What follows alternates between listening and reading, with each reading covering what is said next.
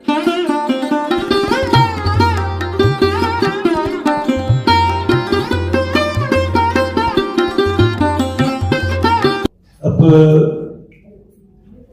محترمہ فرادیبہ، ان کو اردو ادب اور زبان سے والہانہ لگاؤ ہے. انہوں نے سائمہ کنول کے اعزاز میں ان کی خدمت میں ایک اور ان کے فن اور شخصیت کے حوالے سے کچھ تحریر کیا ہے. میں بساط احترام گزارش کرتا ہوں کہ فرادیبہ تشریف لائیں اور خیالات کا اظہار کریں.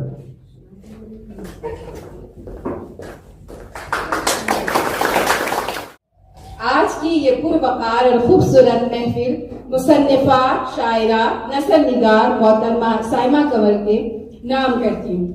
میری علمی اور ادبی وسعت اتنی عمیق نہیں کہ میں ان کی شان میں کچھ بھی کہنے کی جسارت کروں، لیکن پھر بھی ان کی شعری مجموعہ حسن خامشی کی ورد گردانی سے مجھ پر ان کی چند باتیں عیاں ہوئی جو آپ سب کی نظر کرتی ہوں. اے کنول جب سے ہوئی لفظوں سے میری دوستی، اے کنول جب سے ہوئی لفظوں سے میری دوستی، شاعری رچ بس گئی میرے محسوسات میں.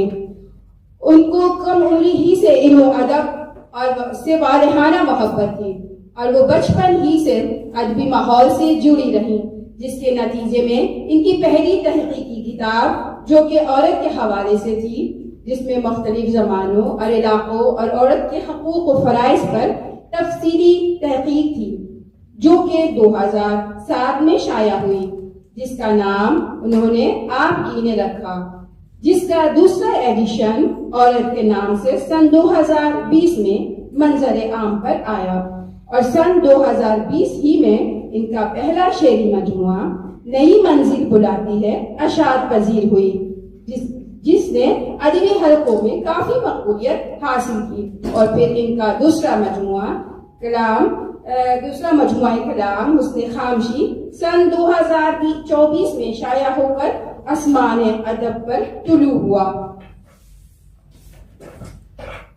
ہے سمجھنا مجھے بہت مشکل، ہے سمجھنا مجھے بہت مشکل، کام ہوتے ہیں کچھ عجیب میرے.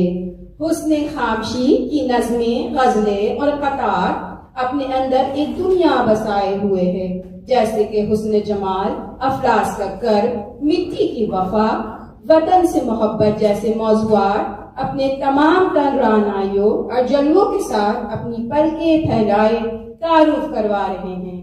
عورت کو جو سمجھتے ہیں نادان اور حقیر، عورت کو جو سمجھتے ہیں نادان اور حقیر، اس شہر میں بھی ذہن سے معذور ہیں بہت.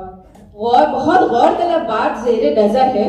وہ کہتی ہیں گزرے ہوئے کل کی فکر میں کھلنے کی بجائے اگر گہری نظر اپنی کوتاہیوں پر رکھ کے کھلے دل سے غلطیوں کا اعتراف کر لیا جائے تو زندگی کا بوجھ ہلکا ہو سکتا ہے.